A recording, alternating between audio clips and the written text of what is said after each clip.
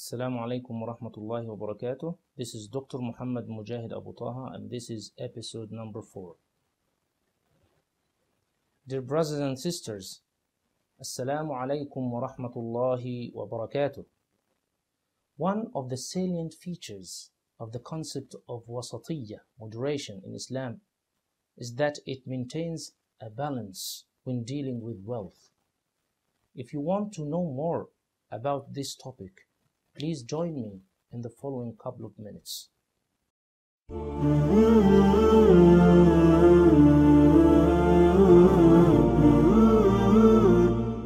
Alhamdulillah, wassalatu wassalamu ala rasulillah wa ala alihi wa sahbihi wa man walahu wa ba'd. Indeed, all praise is due to Allah, and may Allah send His peace and blessings upon our honorable Prophet, his family members, his companions, and whosoever follows their guidance until the day of judgment. Dear brothers and sisters, Islam adopts a middle and a moderate approach when dealing with wealth and the enjoyment of the pleasures of this world. On the one hand, Islam considers wealth as a source through which societies can prosper and flourish. Without wealth, no society can flourish or progress.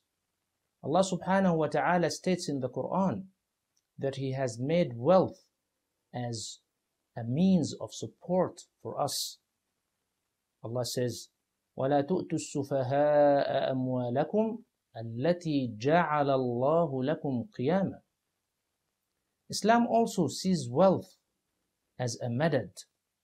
Allah subhanahu wa ta'ala says in the Quran, وَأَمْدَدْنَاكُمْ بِأَمْوَالٍ وَبَنِينَ. That is, we aided you with wealth and children. Wealth is also an adornment of this life. Allah subhanahu wa ta'ala says in the Quran, الْمَالُ وَالْبَنُونَ زِينَةُ الْحَيَاةِ الدُّنْيَا. That is, wealth and children are the adornment of this worldly life. Allah subhanahu wa ta'ala also praises wealth by ascribing it to Himself. In one Quranic verse He says, Allah subhanahu wa ta'ala says, وَآتُوهُم مِّن مَّالِ اللَّهِ الَّذِي آتَاكُمْ. That is, give to your slaves some of Allah's wealth that He has given to you. Our Prophet Muhammad sallallahu alayhi wa sallam also praised wealth. In one hadith narrated by Imam al-Bukhari in his Al-Adab al-Mufrad, the Prophet sallallahu alayhi wa sallam said, نِعْمَ الْمَالُ الصَّالِحِ لِلرَّجُلِ الصَّالِحِ. How excellent is the good wealth if it is given to a person who is good and righteous. Why? Because he will spend it in the right way. The Prophet ﷺ also commanded Muslims to defend and protect their wealth. In one hadith, he said, مَنْ قُتِلَ دُونَ مَالِهِ فَهُوَ شَهِيدٌ. Whoever is killed defending his wealth is a martyr. The Prophet ﷺ also said to Abu Lubabah, أَمْسِكْ عَلَيْكَ بَعْضَ مَالِكَ فَهُوَ خَيْرٌ لَكَ. Keep to yourself some of your wealth, for this is better for you. And he sallallahu alayhi wa sallam also said to Sa'd radiyallahu anhu, إِنَّكَ إِن تَذَرَ وَرَثَتَكَ أَغْنِيَاءَ خَيْرٌ لَهُم مِّنْ أَن تَذَرَهُمْ عَالَةً يَتَكَفَّفُونَ النَّاسِ. That is, to leave your children rich and wealthy is better for them than to leave them poor, where they would ask others for charity. On the other side, Islam looks at wealth as a test. Allah subhanahu wa ta'ala says in the Quran, وَاعْلَمُوا أَنَّمَا أَمْوَالُكُمْ وَأَوْلَادُكُمْ فِتْنَةٌ. Know that your wealth and your children are only a test. And the Prophet sallallahu alayhi wa sallam said, إِنَّ لِكُلِّ أُمَّةٍ فِتْنَةٍ وَفِتْنَةُ أُمَّتِي الْمَالِ. the Prophet ﷺ confirms the meaning that is mentioned in the Quranic verse by saying, each and every nation is tested by Allah subhanahu wa ta'ala in one way or another. And my ummah, my nation, is tested with money, with wealth. Also, wealth could be a means of torment to a person. Allah subhanahu wa ta'ala says in the Quran, فَلَا تُعْجِبْكَ أَمْوَالُهُمْ وَلَا أَوْلَادُهُمْ إِنَّمَا يُرِيدُ اللَّهُ لِيُعَذِّبَهُمْ بِهَا فِي الْحَيَاةِ الدُّنْيَا. Allah is addressing Prophet Muhammad. Let neither their wealth nor their children impress you, O Prophet. Allah only intends to torment them through these things in this worldly life. Wealth could also be of no help to a person on the Day of Judgment. Allah subhanahu wa ta'ala says in the Quran, لَن تُغْنِيَ عَنْهُمْ أَمْوَالُهُمْ وَلَا أَوْلَادُهُمْ مِنَ اللَّهِ شَيْئًا. That is, neither their wealth nor their children will be of any help to them against Allah subhanahu wa ta'ala on the Day of Judgment. So, dear brothers and sisters, wealth is a blessing that Allah subhanahu wa ta'ala gives to us. And protection of wealth is one of the universal objectives of the Islamic Sharia. Provided that the Muslim, he has to spend it in the right way.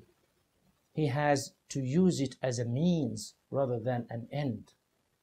The Muslim should always be mindful of Allah subhanahu wa ta'ala when he earns wealth or when he spends it. He should always use wealth as a means that leads him safely to Jannah, to paradise, and he should not use it for evil purposes.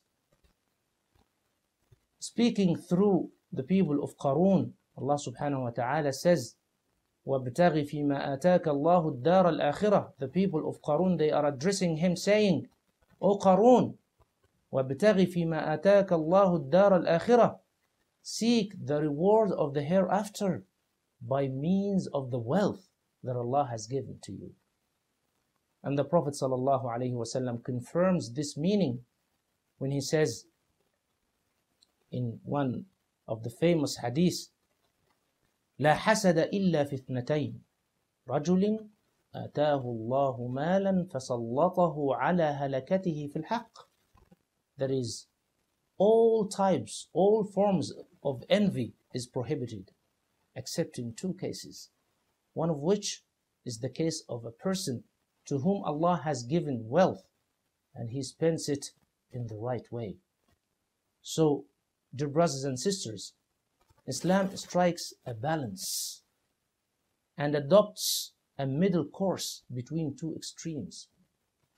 Islam does not view wealth as a cause of misery, like the followers of some religions who prefer to lead a life of extreme poverty, depriving themselves of the good things that Allah has made lawful. Islam is totally against this. Allah subhanahu wa ta'ala says in the Quran, قُلْ مَنْ حَرَّمَ زِينَةَ اللَّهِ الَّتِي أَخْرَجَ لِعِبَادِهِ وَالطَّيِّبَاتِ مِنَ الرِّزْقِ.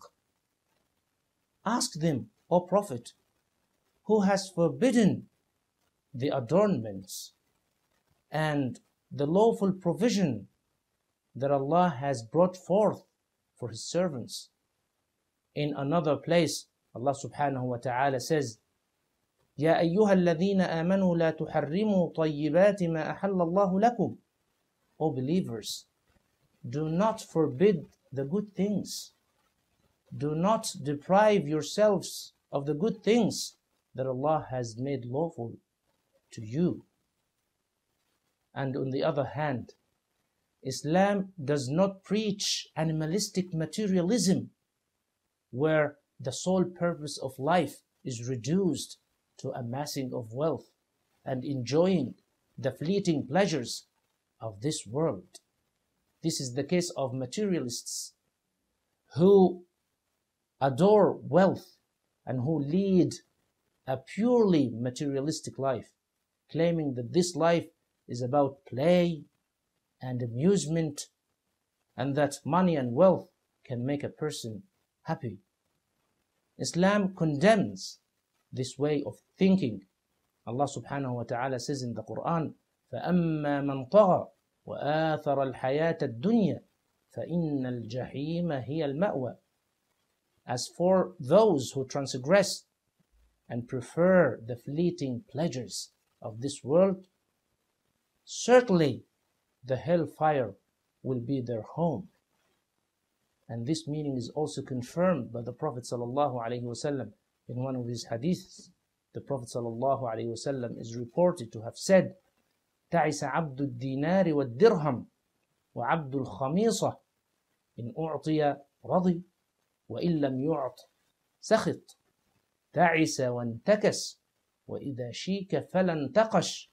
That is, may he lead a miserable life, the one who is enslaved by wealth and by the adornments of this life. If wealth is given to him, he becomes satisfied. But if no wealth, if no money is given to him, he becomes dissatisfied.